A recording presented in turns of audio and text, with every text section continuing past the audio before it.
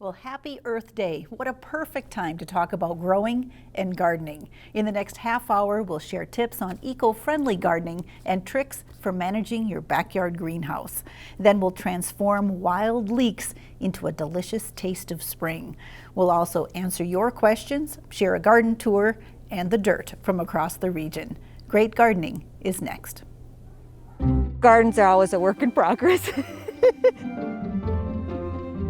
The earthworm is a sign that there's lots of life in your garden. Google doesn't have all the answers, and the best way is to talk to fellow gardeners. You know, in the spring it has a totally different look. I kind of like that it changes from month to month.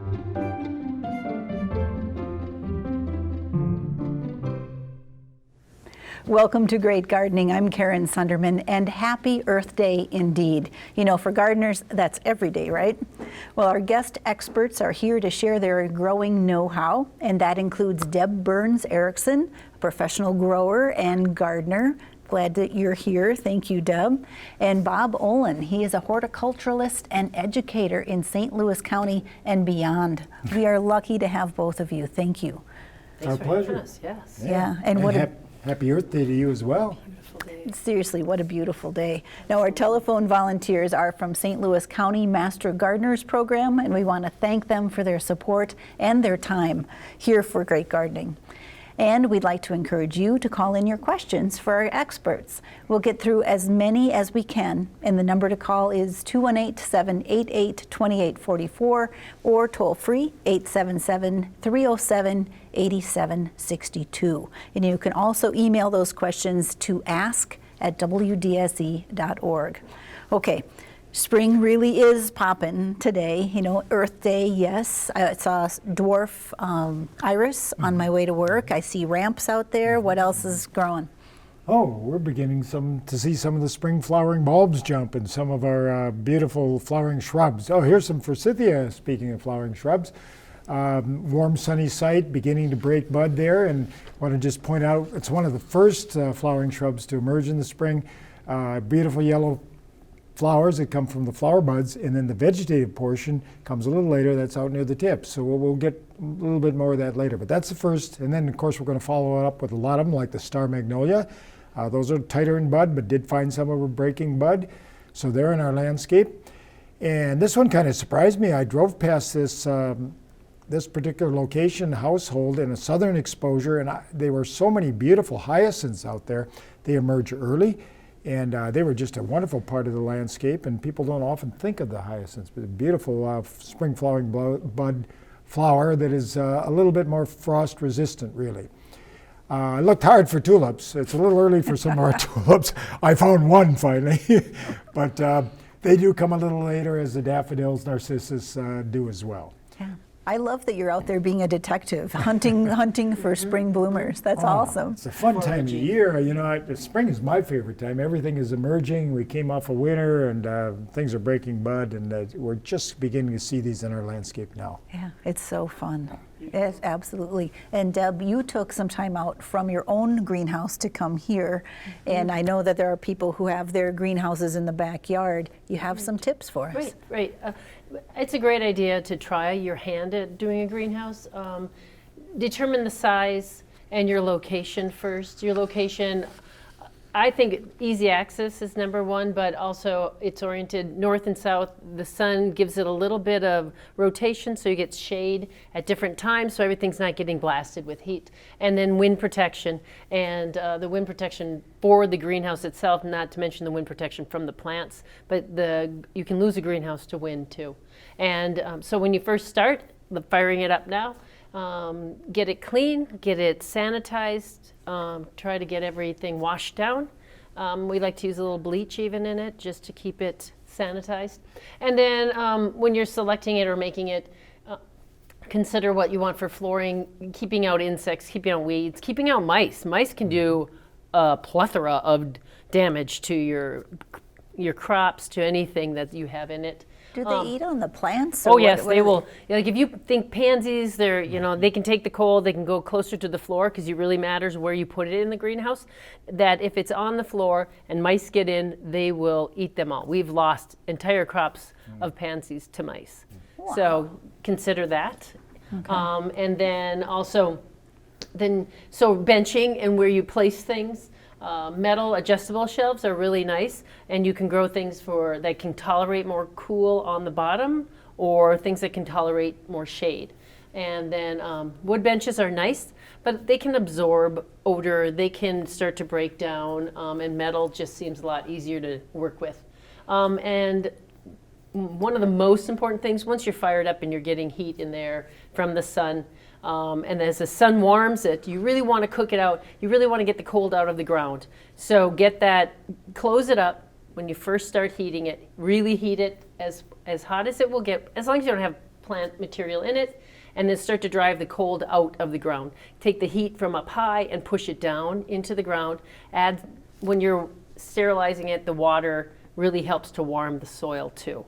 Yeah. And we talked about different degrees for different times. What you want to do with it, right. So when you first get it and you get it warm and you're getting germination at 70 degrees, and that's great. And so then as you've got all your germination and you're starting to get crowded and you don't want it to stretch so much, you can start to back off the temperature and realize that the temperature is different in that greenhouse where it is according to height. It's warm up on top, so get some fans to either push that heat down or else, and to circulate, you really need it to circulate. And then it's much cooler on the ground.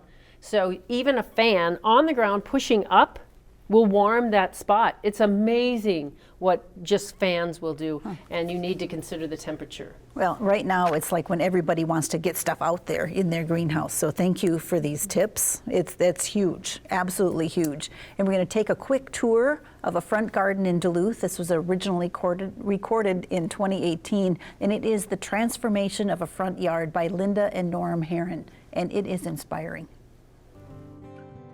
Hi, I'm Linda Heron. And I'm Norm Heron. And welcome to our garden. We're here in the Congdon neighborhood. We've lived here for about 38 years, but our gardens have not been here quite that long. We started them around 10 years ago. We had small gardens, little patches. Every year I felt like I needed more and more. I wanted to try different varieties of flowers.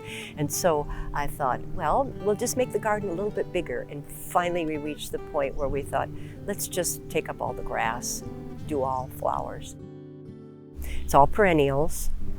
And I like to move my flowers around. If they don't do well in a certain spot, they need more sun, they need less sun. It's wonderful to do that. The grass became a dull feature for me. So it took the first year we did the half. I dug that up, and the next year the other half. Oh, my liatris, I love these. These are actually Minnesota natives, prairie star, they call them. I also love the yellow, tall spires of Ligularia. I love yellow flowers. They're just so bright and cheery, and you look at them and they make you feel good just looking at them. And this is one of my favorites. Oh, your favorite. The spider plant. Spider plant. It has those tendrils that come out, and I guess that's what reminds people of a spider. The bees like it. I do have a ton of bees. I mean, in fact, if you just sit here or stand here, you can actually hear a hum. Well, Earth Day is a great time to talk about eco-friendly landscaping, and we have some tips to share with you there. Bob, you gave me a whole list of things to think about. Well, we've been looking at this concept of growing green. You know, the great thing about green plants is they are good for the environment. They pull in CO2 and they release oxygen, essential to all life. But if you're not careful, you know, you can overapply pesticides or fertilizers. You can do more harm than good. So you want to make sure.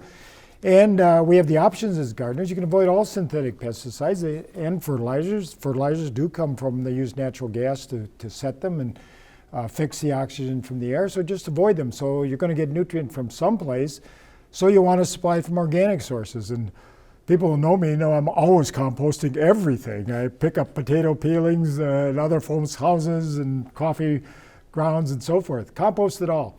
And then, of course, if you've got well-rotted manure, be a little careful to weed seed in both cattle and horse manure, but certainly a good option. Certainly we've got peats that are useful, and then you can actually grow some green, what we call green manure crops or cover crops. A lot of people maybe winter rye at the end of the season, get some winter rye established, get it to grow late fall, and then till it in the spring. And then the other big challenges are obviously insects and disease. They really are. And you've got some options there. The nice thing about insects, we've got biologicals now. We've got these BTs, bacilluses that are available. You can cover with a light remay and so forth. And then we do also want to be a little careful about our watering practices. People are not aware that a lot of the water vapor in the air is really a greenhouse gas, and part of our issue has been all the irrigation we've done to provide this bountiful food supply. So let's not add to that with a lot of overhead irrigation. Let's try to irrigate with a hose or a perforated hose or an ooze tube or drip irrigation right down on the soil line. I just want something called an ooze tube in my garden. That is hilarious. We're going to cut you off and jump into questions. Okay, Are you ready? Fine. Are you ready? We're okay. set. So what do you plant in a cemetery basket that deer won't eat? Oh. Well, the mints again, nepeta, or anything really fragrant, herbs, but and salvia. They really don't like salvia, and you get some nice color on that. But those are a few of the things. A few of the things. Yeah, I like that mint family, the square stems that work pretty well there, and they're quite resistant, really. Good to know. Here's a gentleman who had raised beds on a deck with kale, but he had aphids like crazy. So does he have to change out the soil completely? How would you manage that? You know, I'm assuming he's talking about last year. Right. And aphids are going to be everywhere, aren't they? And so managing it, he's going to have to be a little careful. Anytime you have an edible, you're not going to reach for a synthetic pesticide. But there are some, like Safer's insecticidal soap would be an option for him. Now, that's not your dish soap. That's an actually insecticidal soap. Mm-hmm. And we have some biological options that certainly could be used. Again, clean them up, and then you may have to cover with a product like Remea spun polyester to keep them clean. Okay. Jerry from Hayward, how do I get rid of fairy circles in my yard? Well, fairy ring is really, you're seeing the fruiting heads of a mushroom complex. So you've got all these mycelia that are down in the soil, and you're not going to dig those out. So what you really want to do, mushrooms, saprophytes are growing on decaying material in the soil, so you want to accelerate that decay process, pull some soil up, get some nitrogen fertilizer down there, and that will accelerate the decay process. Once that organic material is decayed, the fairy ring mushrooms are going to leave your lawn and you can reseed with a good grass seed. Okay, one more quick one. When is the best time to transplant rhubarb, and can you do it now? Yeah, you could do it right now. Yep. Sure. Yep, absolutely. All right, well, cool. We are moving on, and I love the fact that we don't have to grow everything ourselves.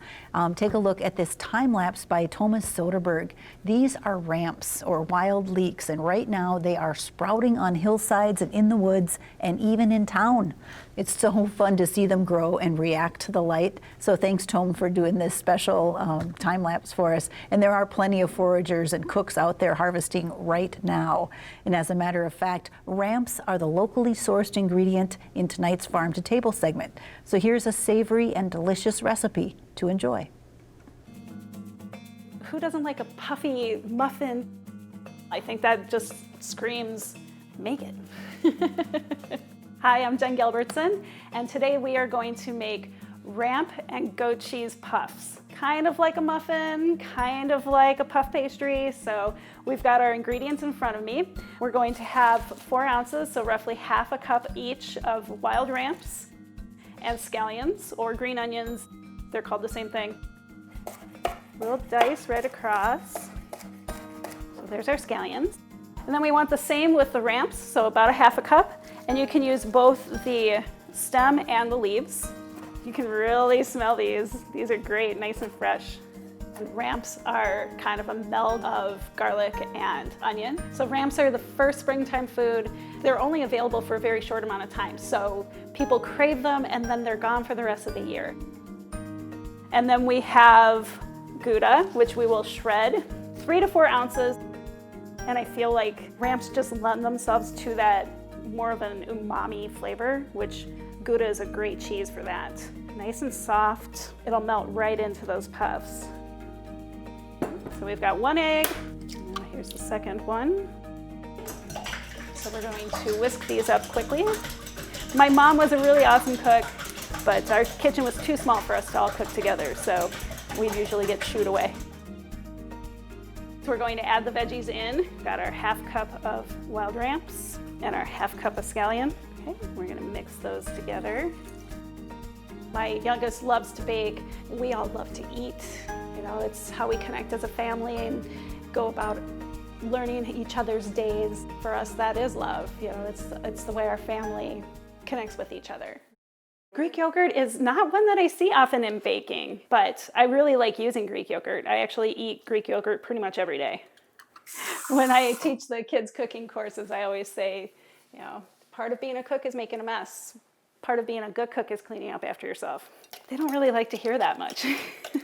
And I think I need to also add the cheese. Yes, I do. So roughly 3 to 4 ounces of our Gouda, 1/2 cup of heavy whipping cream, 1½ teaspoons of the baking powder. Next step is we will add our dry into our wet. I might have to get out a second tray. So they're ready to go in. Timer for 20 minutes. And we're ready to go. Truthfully, I get bored if I have to make the same thing over and over again. So I want to make it interesting and fun and different and introduce new recipes all the time. All right, so these are ready. They're golden brown. They puffed up nicely. They smell divine. They smell so good. Nice and cheesy. You can really hit that garlicky ramp and the spring onion, so they look great. They're delicious. Super good. And I'm getting hit with that garlic. Ta-da! Seriously, these are good. They are so good. And I just, you have some in front of you. With ramps. I mean, ramps are fantastic.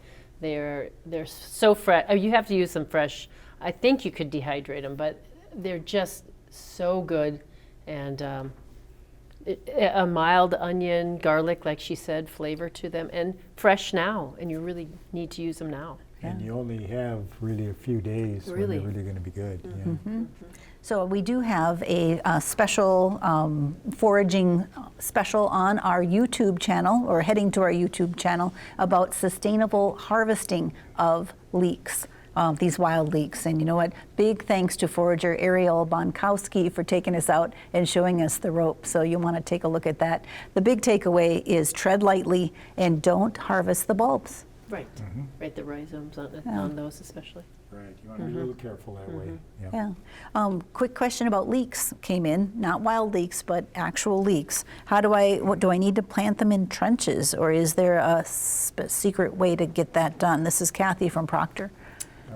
The standard way is to get them trenched. They go in deep, you set them. Nice light soil. Nice light sandy soil would be ideal. And then, you don't want it in any place where you're going to collect water. Then you're going to backfill as the leek grows, so you keep that blanched to give you a real nice leek. They do like good fertility, so there may be some nitrogen can be incorporated into the soil, but trench them and then add the soil as you go through the growing season. Okay, when do you put weed and feed on your lawn? And should the lawn be wet? Oh, that really is a good question. Weed and feed is the only fertilizer. It's a combination of herbicide as well as a fertilizer. It does go on when the lawn's wet because the weeds are wet, so the herbicide granule actually adheres to the broadleaf weed. All other fertilizers go on when the lawn is dry, and then you come over the top with irrigation, or you put it on just before rain. Two separate concepts. Be very careful.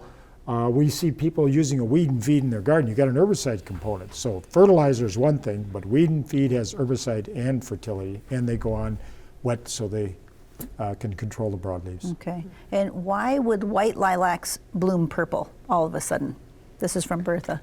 All of a sudden. Is it I don't know.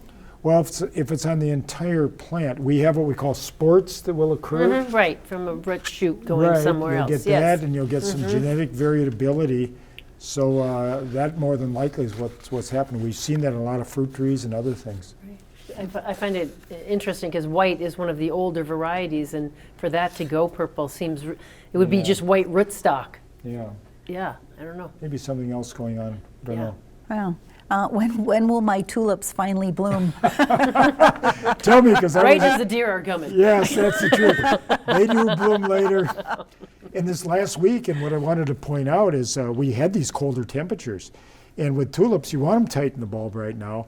Anytime you get warming during the day, cool at night is fine. But when we hold those cold temperatures below 30 during the day, and if your tulips are in bloom at that point, you do have to cover. So even tulips can be sensitive if we get these prolonged periods of cold temperatures even during the day. But it just takes some time. They're going to come. Mine are just sensitive to deer. So, okay. Last year, she had morning glories, heavenly blue probably, lots of foliage but no flowers. What's the deal? And I've heard of this, and a lot of times it's a day length sensitivity to that one. And if that's happening and you're really committed, you could put a shade cloth over them, give them a longer or a shorter day and a longer night, and then they'll start to set buds. Black plastic, if you don't have shade cloth, but no light in there, and then you got to get it off in the morning so when it gets heat that concentrates. Okay, you guys are doing a great job on your questions and going fast for me. Thank you. We're trying. And now a quick break to see what's growing in your neighborhood from spring to summer. Here's the dirt. It's a sure sign of spring in Two Harbors. Check out this amazing crocus display from Brian and Karen Kikau. The Dutch bulbs have a few scilla and other spring bloomers mixed in for color, but planted in mass, their spring display is stunning. And in Mackinac, Gwen Sari shares beautiful examples of summer blooms, where Asiatic lilies vie for attention with 2 varieties of peony. The rich yellow of globe flower or trollius adds depth in the garden, and you can almost smell the scent of this beauty. It's a Moscow lilac. It won't be long now, friends. Please send us the dirt from your neighborhood. We'll share your garden inspiration throughout the season on our Instagram feed. Just email greatgardening@wdse.org. And thank you. There's so much to know, so thank you for sharing your pictures, and we're going to keep going with questions. This one came in online. They have a perennial grass lawn, and they want to see if there's anything else they can add to it that would be critter friendly, bee friendly. What do you sprinkle in? Sure, well, the obvious answer is an all-site clover of some type, because it mows tight for you, and you know it's a legume, so it's taking nitrogen out of the air and putting it in, and the grass needs the nitrogen. So there are other options. We don't want to talk about creeping Charlie, but Not recommended. Stay with the clovers, then mow a little higher. Mow don't you higher, think, Dan? right, So you don't clip the bloom. Exactly, especially in the fall when you're mowing the grass. Try to leave it a foot if you can, if you have that option, so that the bees can go in there and because some of our natives want to go into the round stems of the grass. That's their winter. Yeah. Amy in Hermantown wants to know, do you need to soak the dahlia bulbs before you plant them? I don't think so. I mean, I guess unless you were going into sand, but we just generally put them in, water them well that first time that you put them in, but dahlias generally aren't. And sometimes if you soak them, they can get too wet, and then that's a bigger issue, a much bigger issue. Okay. Diane in Duluth, how do you get rid of purslane in your vegetable garden? My grandmother used to feed it to me. Exactly, eat it. A lot of people. It is an edible. Yep, There you go. high in vitamin C. But really? Yeah. Okay, put it in your salad. You put it in your salad. In all fun, in all seriousness, it's very shallow rooted. So it's very easy just to scrape the surface and pull it out. Right, especially when it's little. Yeah, Just it's get it very, very easy to control that way. Ho, ho, ho, it's kind of funny. Okay, club root is in broccoli. Oh, what that's can be not done to funny. get I rid of know it? nothing about this. I don't. That is not funny. Unfortunately, I do know a little something about it, and it gets its name from the fact you get all this distortion down in the soil line. It is one of the soil-borne fungi that can cause you real problems. So what he's going to have to do, remove all the plant material, dig out as much as he can, but you've still got the spores in the soil, move anything that's in the crucifer family, cabbage, broccoli, Brussels sprouts, cauliflower, that's all got to be out of there, and it's going to take an extended period of time for that to actually diminish. So plant your corn, plant your tomatoes, anything other than the cabbage family. Commercially, they have to actually fumigate and get permitted to fumigate. That's how tough that particular fungi is. One of the few, most of our fungi are foliar-borne. That is soil-borne and hard to get out. Yeah, I have never heard of that, and I'm hoping. I don't want any. Nope. Yeah, You don't want it. All right. Last question. 2 patches of daffodils. A patch produced lots of flowers, and the other one only green leaves. What's the difference? Sun.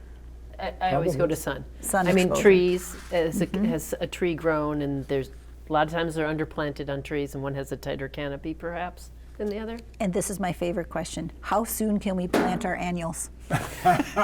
Well, you can go repeatedly to your local greenhouse. That's right. You can plant them right Just now. replace them. You can plant them right now and just keep going. If you're having fun, plant and replant. Yeah, Last frost-free date, take your choice, June 10th maybe, June although 10th. it did freeze pretty hard on June 12th last year, so we never know. You just never know. But thank you guys so much. I mean, this was a really fast, and we crammed a lot in. And I know that there's somebody who has a deer fencing question, and we'll see if we can get a FAQ on our web page and YouTube, because I know that a lot of people have been asking about that fencing. So thank you both.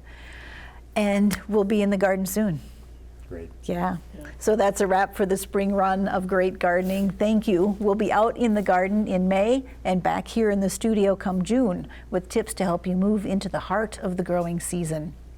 Now, in the meantime, please subscribe to our YouTube channel for timely information. We're developing a list of frequently asked questions from northern gardeners, and we want you to be sure to follow Great Gardening on Instagram for tips and ideas as the season unfolds. From all of us here, thank you for watching Great Gardening, and happy Earth Day.